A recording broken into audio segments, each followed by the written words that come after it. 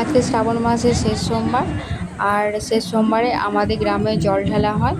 আর যে 3 দিন আগে এরা জল আনতে গেছিলো রঘুনাথগঞ্জ, তো 3 দিন ধরে রাস্তা হেঁটে এরা জল নিয়ে এসেছে। যেতে পাগুলো বেশ ফুলে গেছে, আর হাঁটতে পারছে না, 3 দিন ধরে সমানে হেঁটে হেঁটে আসছে। তো 30-40 জনের মতো এরা রঘুনাথগঞ্জ গেছিলো।